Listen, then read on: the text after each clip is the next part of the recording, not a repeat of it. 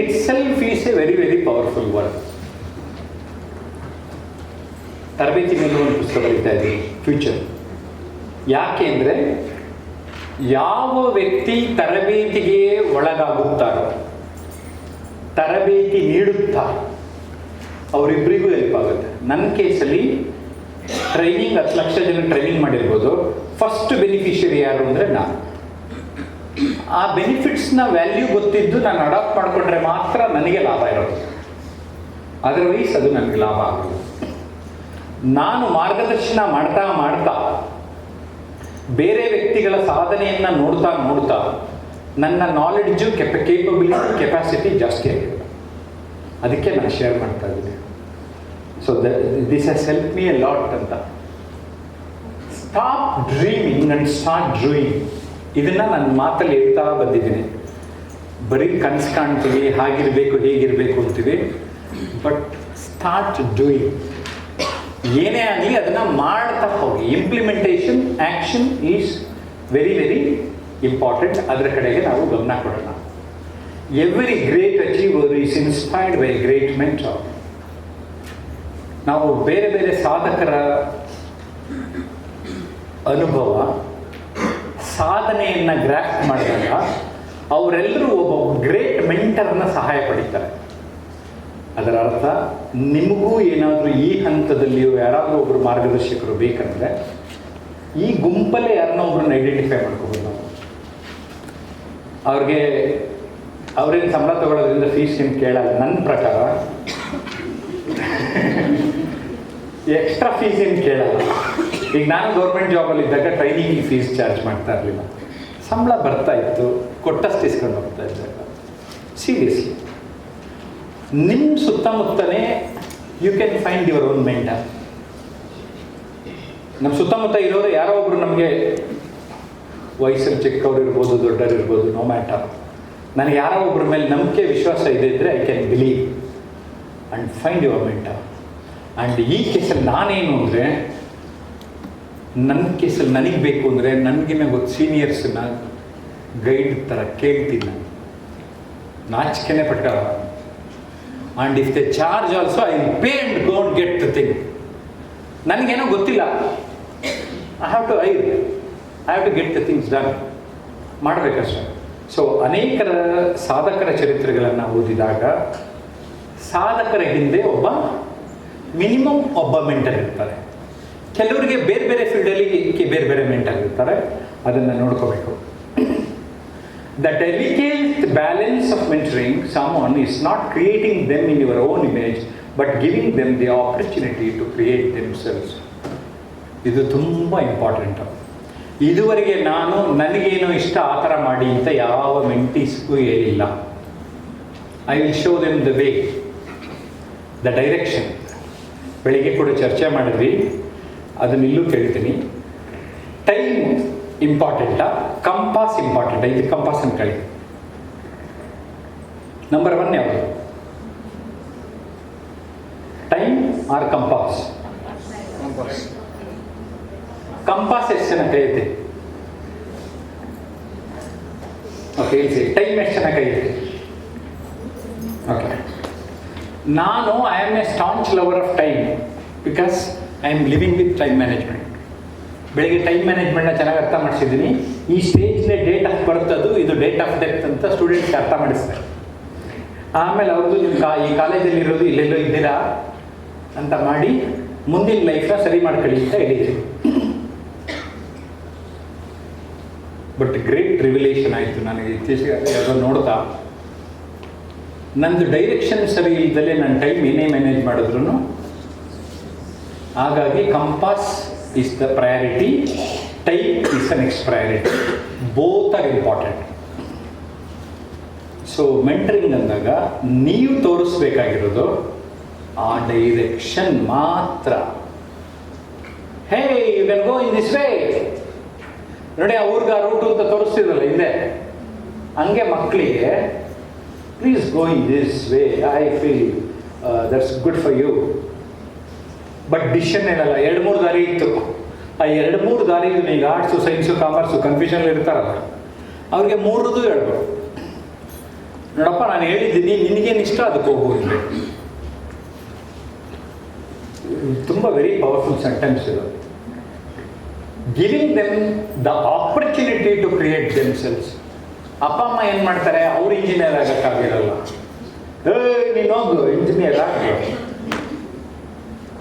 ಹೇಳ್ತಾ ಇದ್ದಾರಾ ಇಲ್ವಾ? ಬಿಡಬೇಕು. Good. Mentoring is a brain to pay, an ear to listen and a push into the right direction. ಒಂದೊಂದು sentence ಕರೆಕ್ಟಾಗಿ ಗಮನಿಸ್ತಾ ಬನ್ನಿ. ಉಗುರು ಕಚ್ಚೋದನ್ನ ಏನಂತಾರೆ, ಮ್ಯಾನರಿಸಮ್ ಅಂತ ಕರೀತಾರಲ್ಲ. ಮೇಡಮು ಅದು ನಮ್ಮ ಮಕ್ಕಳು ನಮ್ಮ ಪಾಠ ಕೇಳಲ್ಲ, ಪಾಠ ಕೇಳಲ್ಲ. ಇವೆಲ್ಲ ಸಣ್ಣ ಸಣ್ಣದು, ಬೇಕಾದ್ರೆ ಅವ್ರಿಗೆ ಗೊತ್ತಿರಲ್ಲ ಕಚ್ಚಿದ್ನ ಇಲ್ವ ಅಂತ. ಇಲ್ಲಿ ಕ್ಲಾಸಲ್ಲಿ ಕುತ್ಕೊಂಡು ಹಿಂಗೆ ಕಚ್ತಾ ಇದ್ರೆ ನಾನು ಬೇಕಂತ ಯಾಕೆ ಪಿನ್ ಪಾಯಿಂಟ್ ಮಾಡ್ತಾ ಇದ್ದೀನಿ ಅಂದರೆ, these things people are observe, students will observe. ನಮ್ಮ ಮೇಡಮ್ ಏನಂತ ಉಗುರು ಕಚ್ಚ ಮೇಡಮ್ ಅಂತ ಹೆಸರಿಡ್ತಾರೆ, ಇನ್ನೇನೋ ಹೆಸರಿಡ್ತಾರೆ. ನಾವು ಯಾಕೆ ಆಸ್ಪದ ಕೊಡ್ಬೇಕು? ಆ ಥರ ಎಲ್ಲ ಸ್ಟೂಡೆಂಟ್ ಆಗಿ ಮಾಡಿದಾಗ ಎಕ್ಸೆಪ್ಷನ್ ಇದ್ರು, ಟೀಚರ್ ಆಗಿ ಮಾಡಿದಾಗ ಇಲ್ಲ. ಕರೆಕ್ಟಾ? ಅವ್ರಿಗೆ ಯಾರು ಹೇಳಬೇಕು ಅವ್ರಿಗೆ ಗೊತ್ತಾದ್ರೆ ಸಾಕು. ನಂಗೆ ಅದಕ್ಕೆ ಹೇಳಲ್ಲ ಹೆಸರು, ಹೇಳ್ತಾ ಇಲ್ಲ ಕೆಲವರು. ಅವ್ರಿಗೆ ಗೊತ್ತಾಗಿದೆ. ಬ್ರೈನ್ ಟು ಪಿಕ್, ಬ್ರೈನ್ ಅವ್ರ ಮೈಂಡು ಅದನ್ನ ಅರ್ಥ ಮಾಡಿಕೊಂಡು ಹೇಳೋದು. An ear to listen. In fact ಎಷ್ಟೋ ಸರಿ ನೀವು ಮಾತಾಡೋದಕ್ಕಿಂತ ಬರೀ ಕಿವಿ ಕೊಟ್ಟರು ಸಾಕು, ನೀವು ಒಳ್ಳೆಯ ಟೀಚರ್ ಆಗೋದು. ಜಸ್ಟ್ ಕಿವಿ ಕೊಡಿ. ಕೌನ್ಸಿಲರ್ಸ್ ಆ್ಯಕ್ಚುಲಿ ಮಾತಿನ, so be a counsellor. Then a push into the right direction. Push ಅಂದಾಗ ಹದ್ದಿನ ಎಷ್ಟೋ ಕಥೆಗಳಲ್ಲಿ ಒಂದು ಕತೆ ಹದ್ದಿಗೆ ಇರುವಂಥದ್ದು.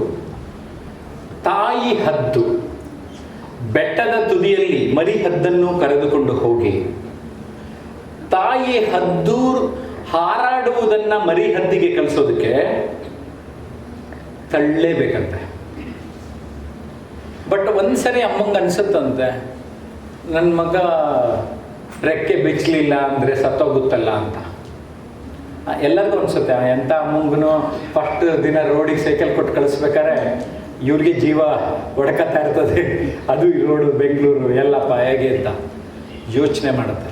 ಬಟ್ ನಾನೊಂದು ಪಕ್ಷಿಯಾಗಿ ರೆಕ್ಕೆ ಹಾರುವುದನ್ನು ಬಿಚ್ಚುವುದನ್ನು ಕಲಿಸದಿದ್ದರೆ I failed in is my duty ಅಂತ ಅದು ಅನ್ಕೊಳ್ಳುತ್ತಂತೆ.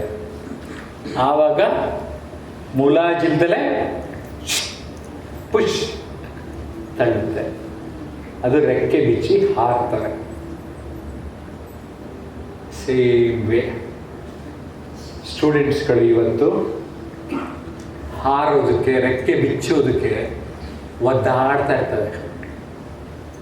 ವಿಲ ಅಂತ ಗೊತ್ತಿಲ್ಲದಂಗೆ, ಎಸ್ಪೆಷಲಿ ಇನ್ ದಟ್ ಏಜ್ ಏನೇನೋ ಫಿಸಿಕಲ್ ಚೇಂಜ್, ಮೆಂಟಲ್ ಚೇಂಜ್ ಏನೇನೋ ಆಗ್ಬಿಟ್ಟು ಕನ್ಫ್ಯೂಸ್ ಸ್ಟೇಟಲ್ಲಿ ಇರ್ತಾರೆ. ಅಲ್ಲೊಂದು ಕ್ಲಾರಿಟಿ ಕೊಡೋಕ್ಕೆ ನಾವು ಆ ಪದ ಏನಿದೆ, push into the right direction. So push into the right direction. Wow, ಅದಕ್ಕೆ ಬಿಚ್ತವೆ, ಹಾರಾಡ್ತವೆ, ಆಮೇಲೆ ಬಂದು ಶೇಕ್ ಹ್ಯಾಂಡ್ ಮಾಡಿ ಥ್ಯಾಂಕ್ ಯು ಅಂತ ಹೇಳ್ತವೆ. ನನಗೆ ಎಷ್ಟು ಖುಷಿ ಅಲ್ಲ.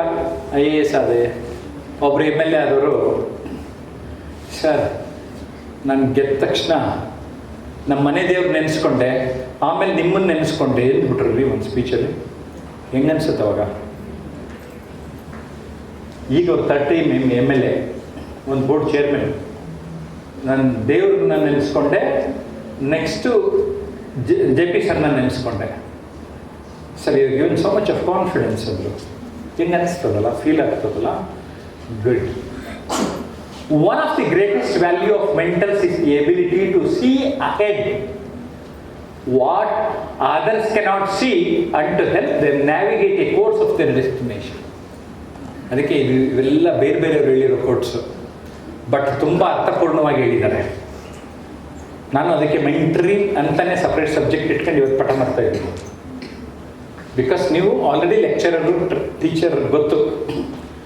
I want you to become a mentor. ಈ mentor quality first training qualities ಸ್ವಲ್ಪ ಬೇಕು. ಅದನ್ನೇ ಸಾಧ್ಯ ಆದರೆ ಮುಂದಿನ ದಿನಗಳಲ್ಲಿ ಆ ಟ್ರೈನಿಂಗ್ ಕ್ವಾಲಿಟೀಸ್ನ ಇಂಪಾರ್ಟ್ ಮಾಡೋಕ್ಕೆ ಫುಲ್ ಡೇ ಎಂಗೇಜ್ ಮಾಡೋದಕ್ಕೆ ಪ್ರಯತ್ನ ಪಡ್ತೀನಿ ಮೇಡಮ್ ಎಲ್ಲ ಮಾತಾಡಿದ್ರೆ. ಬಿಕಾಸ್ ಒಂದು ಕ್ವಾಲಿಟಿ, ಒಂದು ಸ್ಕಿಲ್ ಇಂಪಾರ್ಟ್ ಮಾಡೋಕ್ಕೆ ಸ್ವಲ್ಪ ಸಮಯ ಬೇಕು. ಎಷ್ಟು ಚೆನ್ನಾಗಿದೆ. and to help them navigate a course to their destination. Navigate. ಈಗ ನಮ್ಗೆ ಹೆಂಗೆ ಗೂಗಲ್ ಮ್ಯಾಪ್ಸು ನ್ಯಾವಿಗೇಟ್ ಮಾಡಿ ಕರೆಕ್ಟಾಗಿ ಕರ್ಕೊಂಬರ್ತಾ ಇದೆ, ಕೆಲವು ಸರಿ ಸುತ್ತಾಡ್ಸುತ್ತೆ. ನಾನು ಇಲ್ಲಿ ನೋಡಿದ್ದೀನಿ. ಆದರೂ ಈ ನೆಕ್ಸ್ಟ್ ಸ್ಕೂಲ್ ಇದೆಯಲ್ಲ, ಚಿತ್ರಕಲಾ ಪರಿಷತ್ತು, ಪಕ್ಕದ ರೋಡಿಗೆ ಕರ್ಕೊಂಡು ಹೋಗ್ಬಿಟ್ಟಿತ್ತು. ನಾನು ಎಲ್ಲ ಮೈನ್ ರೋಡಲ್ಲೇ ಬರಬೇಕಲ್ಲ, ಇವ್ರಿಗೆ ಮಾಡೋಣ ಅಂತ ಅನ್ಕೊಂತ ಇದ್ದೆ.